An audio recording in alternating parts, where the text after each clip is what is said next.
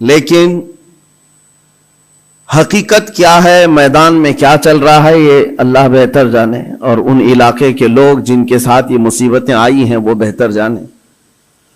عزیزان گرامی وقار، پوری دنیا میں ظاہر سی بات ہے آج بھی سینسیٹیو لوگ موجود ہیں، حساس لوگ موجود ہیں، جو موت کو کیا زخم کو بھی برا سمجھتے ہیں۔ ظلم کے طریقے سے مارا ہوا زخم، اس کی ہر آدمی نندا کرتا ہے، مخالفت کرتا ہے۔ موت تو بڑی چیز ہے، لیکن ہم نے دیکھا ہے کہ ایک جانور کے بچے کو بھی اگر کوئی مارے تو آج جانوروں کے رائٹس کے، ان کے حقوق کی تنظیمیں موجود ہیں جو ان کی حفاظت کے لیے آگے بڑھتے ہیں اور پھر آواز اٹھاتے ہیں۔ بلکہ آپ اگر کسی جانور کو مارتے ہوئے دیکھے گئے تو یہ تنظیمیں آپ کو جیل تک پہنچا سکتی ہیں۔ ان کے حقوق کی آواز اٹھانے والے بھی موجود ہیں، بلکہ انوائرمنٹ کے لیے بھی تنظیمیں موجود ہیں۔ درخت کو کاٹنے نہیں دیا جاتا کہ اگر پیڑ پودے بھی کوئی کاٹ رہا ہے تو اس کے لیے بھی سخت قانون ہے، بلا وجہ اگر کوئی کاٹ رہا ہے تو اس کو جیل بھی ہو سکتی ہے، اس کا ریپلیسمنٹ چاہتی ہے دنیا۔ پیڑ پودے پتے اور جانوروں کو کاٹنے کے لیے بھی منع کیا گیا، اور ان کی حفاظت کے لیے تنظیمیں موجود ہیں۔ تو پھر انسانوں کی زندگیوں کی حفاظت کے لیے بھی آلریڈی موجود ہیں، ایسا نہیں ہے، لیکن دوہرا معیار ہے پوری دنیا میں۔ عام انسان جس کا تعلق اسلام سے نہیں ہے وہ مرے تو پوری دنیا چیخ اٹھتی ہے، اس کے موت کے لیے آواز اٹھاتی ہے، اس کے انصاف کی بات کرتی ہے۔ لیکن اسی دنیا کا دوہرا معیار یہ ہے کہ مسلمان بچے قتل ہو جائیں، مارے جائیں، تو پھر اس کے لیے وہ ایسا پیش کرتے ہیں جیسے ان کو سانپ سونگھ گیا ہو، کوئی رحم نام کا جذبہ ہی نہیں رہ گیا۔ کسی کے دل کے اندر سے یہ ہوک اٹھتی ہوئی نہیں دکھائی دیتی کہ کم از کم اسلام دشمنی اور سب چیزوں کو بالائے طاق رکھ کر کے انسانیت کے نام پر کوئی بات کرتا کہ 6 ماہ کے بچوں کا کیا قصور ہوتا ہے، 1 سال کے بچے دودھ پیتے بچوں کا کیا قصور ہوتا ہے۔ ان لوگوں کو جس طرح سے تہ تیغ کر دیا گیا، مار کر ختم کر دیا گیا۔ عزیزان گرامی وقار، یہ پوری دنیا میں آج جو چل رہا ہے اس پر میں کچھ باتیں عرض کرنا چاہتا ہوں۔ موت کسی بھی زمانے میں عام نہیں ہے، بلکہ ایک بڑا حادثہ سمجھا جاتا ہے اور اس کی نندا کی جاتی ہے، اس کی مخالفت کی جاتی ہے جو زبردستی کسی کا قتل کیا جائے۔ یہ اور بات ہے کہ دنیا طاقت کی پجاری ہے، دولت کی پجاری ہے۔ جس کے پاس زیادہ طاقت ہے، جس کے پاس زیادہ دولت ہے، لوگ اس کی حمایت میں کھڑے ہوتے ہیں۔ مظلوموں کے حق میں کھڑے ہونے والی جماعتیں بہت کم ہوتی ہیں۔ لیکن ان تمام معاملات سے ہٹ کر میں آپ سے گفتگو یہ کرنا چاہتا ہوں، جتنی بھی اسلام پر موتیں ہو رہی ہیں، ظلماً قتل کیے جا رہے ہیں، ایک بات یاد رکھو، اسلامی ایک جذبہ موجود ہے ہمارے ہاں، وہ شہادت کی موت پا رہے ہیں۔ شہادت ایک درجہ ہے، اور جب یہ چیز آپ کے تصور میں آ جائے تو میرے عزیزو ہم بھی یہ محسوس کریں گے کہ اللہ کریم ہم سب کو شہادت کی موت نصیب فرمائے، کیونکہ شہادت ایک مقام کا نام ہے، ایک مرتبے کا نام ہے۔ جو شہید ہوتا ہے اسلام میں اس کا بڑا رتبہ ہے۔ نبی پاک صلی اللہ تعالی علیہ وسلم نے تو فرمایا، نبیوں اور شہیدوں کے درمیان صرف 1 درجے کا فرق ہے، 1 درجے کا فرق ہے۔ جو شہید ہوتا ہے وہ اللہ تبارک و تعالیٰ کی جنت میں اسی مقام پر ہوتا ہے جہاں اللہ کے نبی ہیں۔ انبیاء کرام علیہ السلام کا جو جنت میں مقام ہوتا ہے اس سے 1 درجہ نیچے شہیدوں کا مقام ہے۔ شہداء اسلام، ان کی ایک عظیم تاریخ ہے، اور شہید کیوں کہا جاتا ہے اور شہید ہوتا کون ہے، یہ تھوڑی سی ڈیفینیشن معلوم ہونا چاہیے۔ شہید 3 قسم کا ہے، شہید حقیقی ہے، شہید فقہی ہے، شہید حکمی ہے۔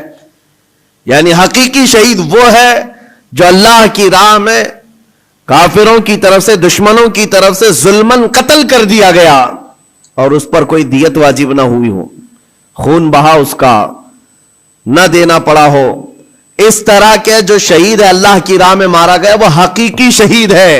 جس کی فضیلت میں قرآن میں اللہ نے فرمایا وَلَا تَقُولُوا لِمَنْ يُقْتَلُ فِي سَبِيلِ اللَّهِ أَمْوَاتٌ بَلْ أَحْيَاءٌ وَلَكِنْ لَا تَشْعُرُونَ، جو اللہ کی راہ میں مارے جائیں انہیں مردہ مت کہو، وہ زندہ ہیں، تمہیں اس کا شعور نہیں۔ اللہ قرآن میں فرماتا ہے وَلَا تَحْسَبَنَّ الَّذِينَ قُتِلُوا فِي سَبِيلِ اللَّهِ أَمْوَاتًا بَلْ أَحْيَاءٌ عِنْدَ رَبِّهِمْ يُرْزَقُونَ، جو اللہ کی راہ میں قتل کیے گئے ان کو مردہ گمان بھی مت کرو، وہ اللہ کی بارگاہ میں زندہ ہے اور انہیں رزق بھی دیا جاتا ہے۔ یہ شہیدوں کے متعلق قرآن کی صاف 2 آیتیں موجود ہیں، یہ شہید حقیقی کے بارے میں۔ ویسے شہید حکمی بھی ہے، 7 قسم کے الگ الگ ہیں، جیسے نبی کریم صلی اللہ تعالی علیہ وسلم نے فرمایا دیوار کے نیچے دب کر کے کوئی مر گیا، آگ میں جل کر کے کوئی مر گیا، پانی میں ڈوب کر کوئی مر گیا، خودکشی کی بات نہیں، حادثے سے خود جلا کر کے مرا ہے، خود پانی میں کود کے مرا ہے، اس کے لیے نہیں، حادثے سے آگ میں جل کر مر گیا، یا پھر پانی میں غرق ہو گیا، یا پھر کسی بڑے حادثے میں، یا نیمونیا کی بیماری جس کو ذات الجنب کہا جاتا ہے، اس میں اگر کسی کا انتقال ہو گیا، یا پیٹ کے درد میں کوئی انتقال کر گیا، یا وہ عورت جو بچہ ہونے کے وقت انتقال کر گئی، ان سب کو شہید کا درجہ دیا جا رہا ہے۔ یہ شہید حکمی ہے، یعنی حقیقی شہید کا مقام ایک الگ ہے، لیکن ان کو حکمن شہید کہا جاتا ہے اسلامی اعتبار سے۔ لیکن جو حقیقی شہید ہے اس کے لیے میں اس لیے آج اس موضوع کو چھیڑ رہا ہوں کہ دیکھ دیکھ کر کے ہم تھک چکے، چھوٹے سے بچوں کے زخم ہماری نیند خراب کر دیتے ہیں، ان کی چیخیں ہمارے چین کو اڑا دیتی ہیں۔ کیا آپ کے سامنے روز مرہ ماؤں کے بچوں کو ہاتھ میں اٹھائے ہوئی تصویریں نہیں آتی؟ اخباروں کی زینت نہیں بنتی؟ آج وہ ان چھوٹے بچوں کو کبھی ملبے میں اپنے عزیزوں کو ڈھونڈتے ہوئے ہم دیکھتے ہیں، دل باہر نکل آتا ہے، کلیجہ منہ کو آتا ہے۔ جس کا گھر تباہ کر دیا گیا، توڑ پھوڑ کر دیا گیا ہے، وہ ننھی ننھی انگلیوں سے ملبہ ہٹا کر کے اپنے عزیزوں کی لاشیں ڈھونڈ رہے ہیں۔ میرے عزیزوں، یہ بڑے دل جگرے کی بات ہوتی ہے۔ 8 سال کی عمر میں، 6 سال کی عمر میں جن کے ماں باپ بھائی بہن سب چھین لیے گئے ہوں، اور اگر اس بچے کو زندہ رہنا ہے، ابھی زندہ رہنا ہے، تو اس کی آگے کی زندگی کا کیا ہے؟ اس کے پاس کوئی اسباب نہیں، لیکن پھر بھی وہ بچہ الحمدللہ کہتے ہوئے آگے بڑھتا ہے۔ یہ حالات دیکھ کر کے اور پھر میرا جسم اس وقت رونگٹے کھڑے کر دیا، اور اس وقت ہمارے جسم میں کپ کپی طاری ہوئی جب ہم نے لاشوں کی انبار کو دیکھا، اور بڑے بڑے جوانوں کے نہیں، چھوٹے چھوٹے بچوں کی لاشیں لائن سے لگائی گئی ہیں، تقریباً 50 یا 60 بچے، اور مائیں اس میں اپنا بچہ ڈھونڈنے کے لیے چادر ہٹا ہٹا کر کے دیکھ رہی ہوں۔ ایسے لگتا ہے جیسے ہم اسکول بھیجتے ہیں اپنے بچوں کو، اور بھیڑ میں اپنے بچوں کو تلاش کر رہے ہوتے ہیں، اور وہ میتوں میں اپنے بچوں کو ڈھونڈ رہی ہیں، ہاتھ میں دستی یا رومال لیے ہوئے۔ جب اپنا بچہ مل جائے، ماں اس کے بچے کا خون صاف کرتی ہے چہرے سے۔ وہ درد و کرب کیا ہوتا ہے ایک ماں سمجھ سکتی ہے، ایک باپ سمجھ سکتا ہے، جس کے گھر اولاد ہے وہ سمجھ سکتے ہیں۔ لیکن یہ درد جو بچوں کا دیکھا ہم نے، کسی کا ہاتھ کٹا، کسی کا پیٹ پھٹا، کسی کا سر پھٹا، لیکن ان تمام چیزوں کو دیکھ کر جب رونگٹے کھڑے ہوتے، پھر میں نے پڑھنا شروع کیا، اس بات پر آ کر کے پھر دل مطمئن ہوا۔ میرے نبی پاک صلی اللہ علیہ وسلم نے فرمایا، جو اللہ کی راہ میں شہید ہوتا ہے، تم کیا سمجھتے ہو اس کو درد بہت زیادہ دیا جاتا ہے؟ اس کو جب قتل کرتے ہیں ظالم اور کافر، اس کو جس طرح سے مارا جاتا ہے، ٹکڑوں میں بدل دیا جاتا ہے، تمہیں کیا لگتا ہے بہت تکلیفیں ہوتی ہیں؟ میرے آقا صلی اللہ علیہ وسلم فرماتے ہیں، شہید کو اتنی تکلیف بھی نہیں ہوتی جتنا تمہیں چونٹی کاٹنے سے ہوتی ہے، اس کو اتنا درد بھی نہیں دیا جاتا۔ وہ اللہ رب العزت کی بارگاہ میں مامون ہے، اسے دنیا کے درد سے آزاد کر دیا جاتا ہے۔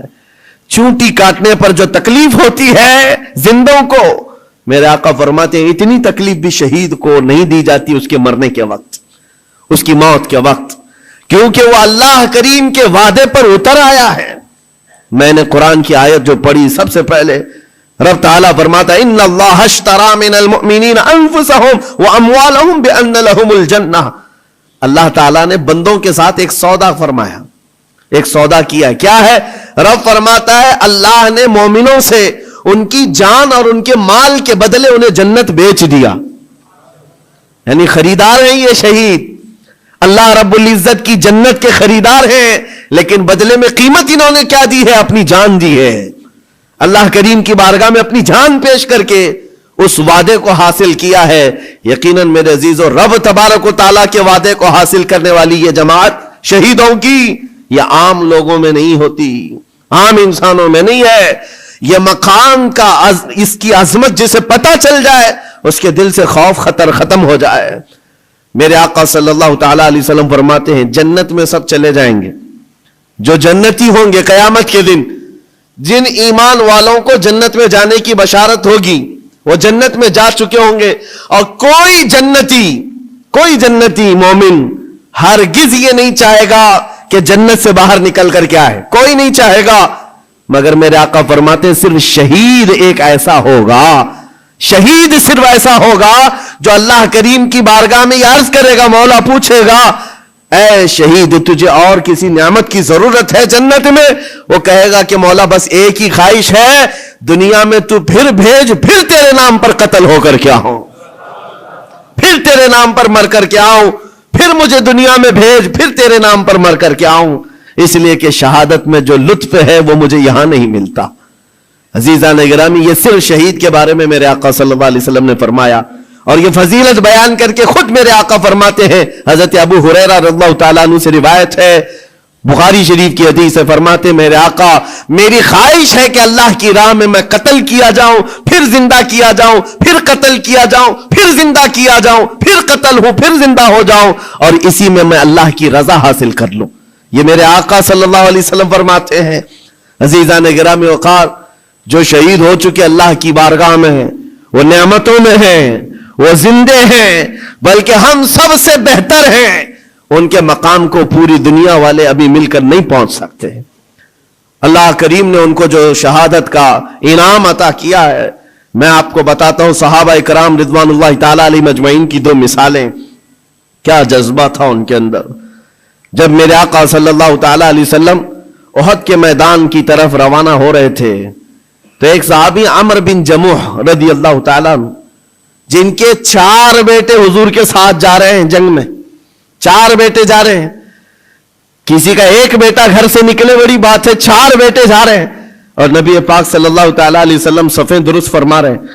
اور یہ صحابی حضرت عمرو بن جموح بوڑھے تھے اور لنگڑے بھی تھے, پیر میں عذر تھا. حضور پاک صلی اللہ تعالیٰ علیہ وسلم کی بارگاہ میں آئے, کہا یا رسول اللہ میری خواہش ہے میں بھی آپ کے ساتھ حاضر ہو جاؤں, بچے مجھے جانے نہیں دینا چاہتے ہیں. 4 بیٹوں نے زبردستی باپ کو گھر میں بٹھایا تھا, اب آپ نہیں جائیں گے, ہم جائیں گے رسول اللہ کے ساتھ. اور باپ اس بات پر لڑائی کر رہے ہیں بیٹوں سے, نہیں میں بھی جاؤں گا. حضور پاک صلی اللہ تعالیٰ علیہ وسلم کے پاس آ کر ایسے درد بھرے انداز میں انہوں نے کہا تھا, میرے آقا صلی اللہ علیہ وسلم نے انکار نہیں فرمایا, کہا کہ ٹھیک ہے آپ بھی چلیں. پہلے حضور نے فرمایا آپ کے تو 4 بیٹے شریک ہیں, آپ کے 4 بیٹے شریک ہیں, آپ گھر میں رہ جائیں. حضور پاک صلی اللہ علیہ وسلم نے جب یہ فرمایا تو وہ کیا کہنے لگے, آواز نکال کر رونے لگے, کہا تف ہے میرے بڑھاپے کو, میرے بڑھاپے نے مجھے نبی سے دور کر دیا, جوان ہوتا میرے بیٹوں کی طرح تو میں بھی جاتا. حضور پاک نے فرمایا نہیں آپ بھی جا سکتے ہیں. لنگڑا پیر تھا, حضور نے فرمایا کیسے چلو گے, دقت ہوگی, تکلیف ہوگی. وہ صحابی کہتے ہیں یا رسول اللہ صلی اللہ علیہ وسلم میں یہ چاہتا ہوں جس طرح لنگڑ لنگڑ کر کے میں یہاں چلتا ہوں ایسی لنگڑ لنگڑ کر کے جنت پہنچ جاؤں, کیا یہ ممکن ہے؟ حضور پاک نے ان کے جذبے کو دیکھا, فرمایا آپ چلیں. گھر آئے, اپنے اہل خانہ سے کہا جلدی جلدی تیاریاں کرو میں بھی جا رہا ہوں. خوشی کی انتہا نہیں. جب جانے کا وقت تھا دروازے پر ان کی اہلیہ آئی اور ان کو ایسے ہی تفریح کے طور پر کہا, دل لبھانے کے لیے کچھ باتیں کی جاتی ہیں. بیوی نے ایسے ہی کہا عمرو بن جموح تم تو جا رہے ہو, مجھے لگتا ہے تم بھاگ کر کے آ جاؤ گے, میدان جہاد میں جا رہے ہو, جنگ کے میدان میں جا رہے ہو اور سخت ہوتا ہے میدان, بھاگ کے آ جاؤ گے. بیوی کا یہ صرف تانا سنا تو گرج کر کے کہنے لگے سنو خبردار, اور اللہ کی بارگاہ میں ہاتھ اٹھایا, اللہم ارزقنی شہادتا فی سبیلک ولا تردنی الی اہلی خائبا یا اللہ، اے اللہ تو اپنے راستے میں مجھے شہادت دے دے اور کبھی بھی زندگی میں مجھے میرے گھر واپس مت لوٹا، گھر واپس مت لوٹا۔ ہم تو گھر سے نکلتے ہوئے گھر واپس آنے کی سلامتی کی دعائیں کر کے نکلتے ہیں، اللہ صحیح سلامت لوٹا ہے اور وہ جذبہ الگ ہے۔ نبی پاک صلی اللہ علیہ وسلم کے ساتھ جاتے ہوئے کہہ رہے واپس نہ لوٹا، گئے جنگ میں شریک ہو گئے اور وہ جنگ بڑی سخت تھی۔ احد کی جنگ تو آپ کو میں نے کئی مرتبہ ذکر کیا ہے، بہت سخت امتحان تھا صحابہ کا، جہاں 70 صحابہ شہید ہوئے ہیں، اس میں حضرت عمرو بن جموح بھی شہید ہو گئے۔ یہ بوڑھے صحابی شہید ہو گئے نبی پاک صلی اللہ تعالی علیہ وسلم نے۔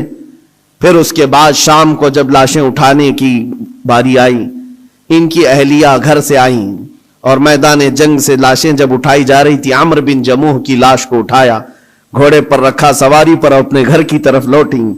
سواری نہ ادھر جاتی نہ ادھر جاتی، کہیں نہیں، بار بار گھوڑے کو چابک لگا کر دوڑایا جاتا ہے لیکن گھوڑا جاتا ہی نہیں ہے۔ وہ تنگ آ گئی، مجبور ہو گئی، کہا کیا ہے، لاش اتنی بھاری ہو گئی، وزن ہو گئی، کیا ہے یہ؟ نبی پاک صلی اللہ علیہ وسلم کی بارگاہ میں آ کر کے ان کی اہلیہ نے کہا آقا صاحب اپنی لاشیں لے جا رہے ہیں، میں بھی ان کی لاش اپنے گھر لے جا کر ان کو تھوڑی دیر کے لیے رکھنا چاہتی ہوں، لیکن سواری ہے کہ آتی نہیں آگے۔ میرے آقا نے فرمایا گھر سے نکلتے وقت انہوں نے کیا کہا تھا؟ ان کی اہلیہ نے کہا تھا، انہوں نے کہا تھا اللہ کی بارگاہ میں کہ مولا مجھے گھر واپس سلامت نہ لوٹانا۔ حضور فرماتے ہیں اس کی دعا قبول ہو چکی ہے، نہ وہ زندگی میں واپس لوٹا، نہ تم اس کی لاش لے جا سکتی ہو۔ اسی میدان میں حضرت عمرو بن جموح کو دفن کر دیا گیا۔ یہ ان شہیدوں کی بات کر رہا ہوں جن کے موت کے بعد بھی ان کا تصرف جاری رہتا ہے، ان کا تصرف۔ حضرت خبیب ابن عدی رضی اللہ تعالیٰ عنہ مشرکین کی قید میں آ گئے تھے، یہ کفار مکہ نے ان کو قید کر لیا تھا اور لوہے کے پنجرے میں ڈال کر کے رکھا تھا، کئی دنوں تک بھوکا پیاسا رکھا، پنجرے میں رکھا، اور اس کے بعد کئی مرتبہ ان پر کوششیں کی گئیں کہ تم دین اسلام چھوڑ دو، تم نبی پاک کے خلاف بولو، لیکن وہ جوان مرد خبیب ابن عدی ایسے تھے، اپنے ایمان پر جمے ہوئے، استقامت کا جذبہ ایسا، ہر مصیبت کو گلے لگا لیا، یہاں تک کہ کفار و مشرکین نے ان کو پنجرے سے باہر نکالا، ان کے ناخنوں کو پکڑ سے کھینچا اور وہ کراہتے رہے، درد اپنی جگہ پر، اور اس کے بعد ان کے جسم کو جگہ جگہ تیروں سے چھلنی کیا، اور مقام تنعیم پر جو مکہ میں آج جہاں مسجد عائشہ ہے وہاں قریب میں آپ کو ایک سولی پر چڑھا دیا گیا۔ حضرت خبیب ابن عدی کو ایک کھمبے پر باندھ کر کے سولی دے دی گئی اور لاش کو لٹکا کر رکھا، اور ایسی لاش لٹکتی رہی۔ یہی خبیب ابن عدی ہے جن کو سولی پر چڑھنے سے پہلے کافروں نے پوچھا تھا کیا یہ اچھا ہوتا خبیب تمہاری جگہ محمد ہوتے اور تم آرام کر رہے ہوتے، تب انہوں نے گرج کر کہا تھا ظالمو خبردار، تم میری جگہ مصطفیٰ کی بات کرتے ہو، میرے جسم کے اور 1000 ٹکڑے ہو جائے مجھے گوارا ہے، میرے نبی کے قدموں میں تلوے میں کانٹا بھی چبھے یہ مجھے برداشت نہیں۔ ان کا جذبہ تھا استقامت۔ جب سولی پر چڑھا دیا گیا تو ایک بات میں عرض کر رہا ہوں، شہیدوں کی زندگی کیا ہوتی ہے، مار دیے گئے، قتل کر دیے گئے، لیکن ان ظالموں نے سولی سے نیچے نہیں اتارا، پورے مکہ والوں کو تماشا دکھانے کے لیے رکھا، 1 دن 2 دن 4 دن 6 دن 8 دن 10 دن لاش ویسی کی ویسی لٹکتی رہی حضرت خبیب ابن عدی کی، یہاں تک کہ مہینہ گزر گیا لاش کو انہوں نے نہیں نکالا۔ حضور پاک صلی اللہ علیہ وسلم کو جب یہ خبر پہنچی کہ حضرت خبیب ابن عدی کو پنجرے میں قید کر کے ان ظالموں نے قتل کر دیا، سولی پر چڑھا دیا ہے، اور لاش کو ایسی ہی بے حرمتی کے ساتھ لٹکائے ہوئے ہیں کہ 2 لوگ تماشا دیکھتے رہے، 40واں دن گزرنے کو آ گیا تھا، حضور پاک صلی اللہ علیہ وسلم نے اپنے صحابہ سے فرمایا ہے کوئی میرے صحابہ میں سے جو خبیب ابن عدی کی لاش کو اتار کر کے مدینے لے آئے، ان کی لاش کو اتار کر کے عزت و احترام کا معاملہ کرے، جبکہ 40 گھڑ سوار دن رات پہرے داری کر رہے تھے اس لاش کے پاس، کفار مکہ مشرکین مکہ کے 40 لوگ اس لاش کے ارد گرد پہرا دے رہے تھے۔ حضرت خبیب ابن عدی کی لاش کو اتارنے نہیں دیا جاتا تھا، کوئی قریب آ ہی نہیں سکتا تھا، जब सहाबा कराम को हुजूर ने ये बात कही, क्या जिगर था। दो सहाबा खड़े हुए, हजरत जुबैर बिन अवाम, हजरत मिकदाद बिन असवद रजी अल्लाह तआला अन्हुमा, कहते हैं आका आप इजाजत दें, हम दोनों जा रहे हैं। 40 लोग पहरेदारी में हैं और 2 जाने को तैयार हैं। जहां ईमान होता है वहां तादाद देखी ही नहीं जाती। हमेशा से ये रहा है, सतीजाकार रहा है, अजल से ताइमरोज, शरार अबू लहबी से चिराग मुस्तफवी। आज भी यही हालात हैं। एक तरफ सुपर पावर ताकतें पेट्रोल मिसाइल लेकर खड़ी हैं और सामने निहत्ते बच्चे कंकरों से मुकाबला कर रहे हैं। मेरे अजीजों, छोटे छोटी लकड़ियों से मुकाबला कर रहे हैं। बज़ाहिर दुनिया को आज देखना चाहिए।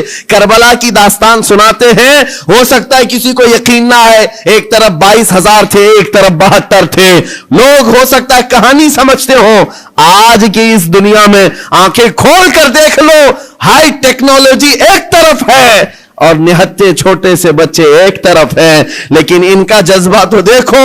जालिमों के हाथ में हाथ देने को आज भी तैयार नहीं, बल्कि आज भी डटे हुए हैं, जमे हुए हैं। और उनका जज्बा सिर्फ इतना है, बैतुल मुकद्दस को आजाद करा करके दम लेंगे। और मेरे आका का फरमान है उनके साथ, वो आज या कल खत्म होने वाले नहीं। मेरे आका ने फरमाया, ये जमात कयामत तक हक के लिए लड़ती रहेगी, कयामत तक लड़ती रहेगी। 2 सहाबा खड़े हुए, हुजूर की इजाजत लेकर कहा हम जाते हैं। हजरत खुबैब इब्ने अदी को लाने के लिए, और 2 घोड़े दौड़ाते हुए पहुंचे मक्का। जब मक्का पहुंचे, जहां सूली चढ़ाई गई थी, 40 लोग पहरेदारी में हैं। उनके बीच में से जाना और लाना आम बात नहीं थी। लेकिन जिस वक्त ये पहुंचे, एक बात याद रखो, कुरान में रब ताला फरमाता है, व मकरू व मकर अल्लाह वल्लाहु खैरुल माकिरीन। काफिर मंसूबा बनाते हैं, काफिर मंसूबा बनाते हैं और अल्लाह खुफिया तदबीर करता है। और अल्लाह की खुफिया तदबीर गालिब आती है। जब मौला चाहे तो सारे प्लानिंग फेल होती है, सारे डिफेंस सिस्टम टूट जाते हैं, चरमरा जाते हैं, खत्म हो जाते हैं। कभी आप ताकतों के गुरूर और नशे को देख करके मरूब मत होना। ऐ मोमिनो, हमेशा एक बात याद रखो, जब दुनिया अपने औज पर पहुंचे, उसके बावजूद भी अल्लाह हमारे साथ है। अल्लाह की ताकत भी है। नमरूद ने अपने जमाने में एक काम किया था, टावर बनाया था बहुत बड़ा, और लाखों लोगों को जमा किया था खुदा से लड़ने के लिए, खुदा से लड़ने के लिए। और कहा था कि मैं खुदा से लड़ करके उसको गिरा दूंगा और मौत तो हयात अपने हाथ में ले लूंगा, पूरी दुनिया का निजाम मैं चलाऊंगा। और उस वक्त ये इस्राएली रिवायात में आज भी मौजूद है चीज। अल्लाह तबारक ताला ने अपने फरिश्तों में से एक फरिश्ते को भेजा, करोड़ों अरबों फरिश्ते हैं अल्लाह के, एक फरिश्ते को भेजा कि जाओ देखो दुनिया में क्या मामला है, मेरा एक बंदा मुझसे लड़ने के लिए तैयारियां कर रहा है। वो फरिश्ता जमीन पर आया, सिर्फ अपना पर हिलाया, सारा का सारा धंस गया, सब जमीन बोस हो गए। जितनी फौज थी हिलाक हो गई, कीड़े पड़ गए और वो भी खत्म। मेरे अजीजों, रब तबारक व ताला की ताकत और कुव्वत को कोई पहुंच सकता है? एक फरिश्ते को भेजे, फरिश्ता अजाब ला सकता है। अल्लाह है, अभी भी है, हय्य व क़य्यूम है, जो हमेशा रहने वाला है। मैं जो बात अर्ज कर रहा था, 2 सहाबा आए, 40 लोगों के बीच से लाश निकालनी है, कैसे निकालेंगे? लेकिन जानते हो, अल्लाह ताला जब इंतजामात फरमाता है तो रास्ते भी खोलता है। जिस वक्त ये पहुंचे, वो 40 के 40 मस्त नींद में सो रहे, सारे पहरेदार नींद में हैं। हजरत जुबैर बिन अवाम, हजरत मिकदाद बिन असवद दोनों गए, जल्दी से ये सूली पर चढ़े और उनकी लाश को निकाला। हजरत जुबैर कहते हैं 42वां दिन था, 40 या 42 दिन हो चुके थे। जिस वक्त हमने उनको रस्सी से खोला, जगह जगह से खून टपक रहा है और खून से कस्तूरी की खुशबू आ रही। ये शहीद की जिंदगी है। 42 दिन हो चुके और जिस्म से जगह जगह खून आ रहा है और उससे कस्तूरी की खुशबू आ रही। दोनों साहबा कहते हैं हमने उनकी लाश को उतारा, बिल्कुल तरो ताजा लाश है, जिस्म सही सलामत है। अरे 12 घंटे में जिस्म फूलने लगता है, पकने लग जाता है, हमें जल्दी कब्रिस्तान पहुंचाना है। शहीद की जिंदगी और है, जो अल्लाह की राह में कत्ल हुआ उसकी जिंदगी और है। उठाया और लेकर के चल पड़े, अपनी सवारी पर लेकर आराम से चलते रहे। सुबह हुई तो ये काफिरों की नींद खुली, देखा कि है ही नहीं खुबैब इब्ने अदी। हल्ला हो गया, पूरा हंगामा हो गया। اور جب قریش مکہ میں یہ بات پہنچی تو سب گرج کر کے کہنے لگے ان 40 کو بھی مارو اور اس کے بعد پہلے اس لاش کو ڈھونڈو. اور تیز گھوڑ سوار دوڑائے گئے, بہت تیز دوڑائے گئے کہ کہیں نہ کہیں یہ مدینے کی طرف لے کر کے گئے ہوں گے, پیچھا کرو. ایک دو نہیں کئی 100 کی تعداد میں گھوڑے دوڑاتے ہوئے حضرت زبیر حضرت مقداد کے پیچھے آئے اور تھوڑی دور جانے کے بعد وہ گھوڑ سوار ان دونوں کو پا لی. یہ دونوں صحابہ مدینے کی طرف جا رہے تھے لاش لے کر, اور وہ اتنے تیز تھے کہ پہنچ گئے. اور جیسے ہی وہ قریب آئے حضرت زبیر اور حضرت مقداد دونوں نے یہ لاش کو اٹھائی حضرت خبیب کی اور زمین پر رکھ دیا اور کہا اے اللہ اس کے بعد تو مالک ہے, یہ تیرا شہید ہے, اس کے بعد تو مالک ہے. حضرت زبیر کہتے ہیں اچانک زمین قبر کی مانند کھلی اور حضرت خبیب اندر گئے اور ان کی قبر بن گئی. نہ کسی نے قبر کھودی نہ کسی نے قبر میں مٹی دی, زمین خود کھلی, حضرت خبیب اس میں اندر گئے اور قبر بند ہو گئی. کفار سامنے آئے, کہا میں لاش دے دوں. حضرت زبیر حضرت مقداد نے کہا کہیں ہے تو لے جاؤ, ہمارے پاس کہیں ہے تو لے جاؤ, اور یاد رکھو میں صفیہ بنت عبد المطلب کا بیٹا ہوں, اگر لڑنا ہے تو مجھ سے لڑو اور تلواریں نکالو. ادھر سینکڑوں کی تعداد میں ہے اور نبی پاک کے 2 شیر ان کو للکار رہے ہیں. تاریخ میں موجود ہے ایک بھی ظالم سامنے نہیں آیا, تلواریں نیچے کی اور مکہ واپس لوٹ گئے. اعلان ہوا کہ خبیب ابن عدی کو سب جگہ ڈھونڈ لیا گیا, کہیں پر ان کی لاش نہیں ملی ہے. یہ دونوں صحابہ حضور کی بارگاہ میں آئے, عرض کیا آقا یہ ماجرا ہوا ہے. میرے آقا نے کہا وہ بلیع الارض ہے, زمین کا لقمہ ہے, زمین نے ان کو اپنی گود میں چھپایا ہوا ہے, اور یہ شہیدوں کی زندگی ہے. زمین تو زمین ہے, آسمان بھی خواہش کر رہا تھا کہ خبیب میرے پاس آ جائے. زمین چاہتی ہے میرے پاس آ جائے, آسمان چاہتا ہے کہ میرے پاس آ جائے. شہیدوں کی زندگی عام نہیں ہے میرے عزیز, و حدیث پاک میں ہے قیامت کے دن صرف شہیدوں کی جماعت ایسی ہوگی جس حال میں وہ آئیں گے ان کے جسم سے خون کا فوارہ جاری ہوگا. جو شہید قیامت کے دن آئیں گے ان کے جسم پر خون کا فوارہ ہوگا, جگہ جگہ سے خون نکل رہا ہوگا. لیکن حضور یہ بھی فرماتے ہیں دنیا کا خون ہے جو بدبو کرتا ہے, شہیدوں کا خون قیامت کے دن مشک و عنبر کی خوشبو پھیلا رہا ہوگا, مشک و عنبر کی خوشبوئیں دے رہا ہوگا. اور یہاں تک کہ وہ اتنی تیز جنت کے دروازے پر جائیں گے جتنی تیز کوئی نہیں. نبیوں کے بعد سب سے پہلے لوگ ان کو دیکھ کر پوچھیں گے یہ کون ہے جو جنت کے دروازے پر سب سے پہلے پہنچے ہوئے ہیں. فرماتے ہیں میرے آقا فرشتے اعلان کریں گے یہ اللہ کی راہ میں قتل ہونے والے وہ شہید ہیں جو یہاں دنیا میں مرے تھے تو ایک آن کے لیے اور اس کے بعد زندہ کر دیے گئے, اور ابھی تک ان کو رزق بھی دیا جاتا ہے. عزیزان گرامی وقار, یہ باتیں اسی لیے مجھے بتانا ضروری ہے کہ مسلمانوں کو ایسا لگتا ہے شہادت کا کانسیپٹ ختم ہو گیا, وہ زمانے میں تھا. آج حیرت کی بات ہے, ایک علاقے میں میں گیا تھا اور کان میں آ کر کے ایک ٹرسٹی صاحب نے مجھ سے کہا کہ حضرت تو شہادت کے بارے میں کچھ نہ بولے. ان کو ایسا لگا کہ ان کا بیٹا چلا جائے گا. ہم نے پورا بیان اسی پر کیا, کہا کہ یہ اسلام ہے, یہ اسلام ہے, اس سے کہاں تک بھاگو گے. ہم نبی پاک صلی اللہ علیہ وسلم کی وہ پاکیزہ سیرت بیان کر رہے ہیں. ارے شہادت کیا آپ سمجھتے ہو تم نکلو گے تو مل جائے گی؟ شہادت اللہ کی نعمت ہے, وہ جسے چاہتا عطا کرتا ہے. ہماری حیثیت کیا ہے, ہماری حیثیت کیا ہے؟ کیا پتا کون سے ہاسپٹل کے بستر پر پاؤں رگڑ رگڑ کر کے مرو گے, کہاں جا کر مرو گے. ہم ہیں حضرت عمر فاروق دعا کرتے تھے امیر المومنین, اللہم ارزقنا شہادتا فی سبیلک و موتا فی بلد نبیک. اے اللہ تو اپنے راستے میں مجھے شہادت دے دے اور تیرے نبی کے شہر میں موت عطا کر دے. آج لوگ یہ خالی سمجھتے ہیں ہاتھ اٹھا کر کے بولنے کا مطلب ہے, اور سننا بھی نہیں چاہتے اور بولنا بھی نہیں چاہتے اس موضوع پر. ان کو لگتا ہے اس موضوع پر بتایا جائے تو ہمیں دنیا آتنکواد کہے گی, ٹیررسٹ کہے گی. اس موضوع پر کلام کرنے کے بعد لوگ ہمارے بارے میں پتہ نہیں کیا کیا رکھیں گے. وہ جو سوچتے ہیں ہمیں فرق نہیں پڑتا. میرا یقین ہے میرا دین سچا ہے تو سر چڑھ کر کے بولیں گے. جب نبی پاک کی تعلیمات سچی ہے تو علل اعلان کہی جائیں گی، اس میں چھپانے جیسی کوئی چیز ہے ہی نہیں۔ اسلام کوئی مجرم قوم کا نام نہیں، مسلمان کسی مجرم قوم کا نام نہیں ہے۔ ہماری تاریخ گواہ ہے، ہم نے ظلم کبھی کیا نہیں ہے، لیکن ساتھ میں ہم یہ بھی کہتے ہیں ظالم کو اس کی کلائی پکڑنا بھی اسلام ہی سکھاتا ہے۔ ہم ظلم کرنے کی اجازت ہرگز نہیں دیتے، لیکن اس کا مطلب یہ نہیں ہے کہ ظالم کے خلاف بھی نہیں بولتے۔ ہم ظالم کے خلاف ہر زمانے میں بولتے رہیں گے۔ اللہ کریم ہمیں وہی زبان عطا کرے جو حق بولنے والی ہو، اور وہی کان عطا کرے جو حق سننے والے ہوں۔ اور اخیر میں یہی دعا کروں گا، آج غزہ کے فلسطین کے ان بچوں کے لیے میرے عزیزوں دل کشادہ رکھو کہ وہ اللہ کی بارگاہ میں شہید ہیں، اور ان کو تکلیف اتنی بھی نہیں ہوتی جتنا چونٹی کاٹنے کے برابر تکلیف ہوئی ہے۔ وہ اللہ کی نعمتوں میں مزے سے ہیں، اور رب تبارک و تعالیٰ کے انعامات و اکرامات میں ہیں۔ کیوں؟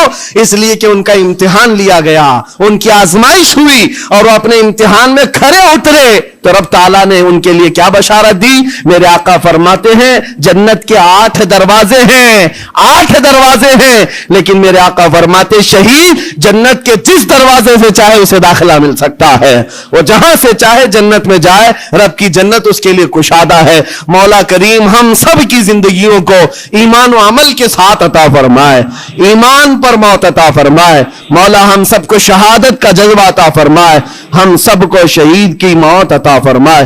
مولا قدیر و جبار احسن الخالقین ان مظلوموں پر جو آج ظلم ہو رہا ہے تو غیب سے ان کی مدد نازل فرما۔ اے اللہ ان کے دشمنوں کو خائب و خاسر فرما دے، ان کے دشمنوں پر زمین کو تنگ فرما دے، ان کے دشمنوں کو ذلیل و خوار کر دے۔ اے اللہ وہ جس طرح ایمان پر جمے ہوئے ہیں ان کے استقامت میں مزید طاقت عطا فرما۔ اے رب ذوالجلال ہم نے زندگیوں میں خوشیاں بہت دیکھی ہیں، ہماری خوشیاں ان بچوں میں تقسیم فرما دے، ان غریب مظلوموں میں ہماری خوشیاں بانٹ دے۔ اے اللہ ہماری دعاؤں کو حضور کے نالین کے صدقے قبول فرما۔ وصلی اللہ تعالی علی خیر خلق محمد وآلہ واصحابہ اجمعین، وآخر دعوانا الحمد للہ رب العالمین۔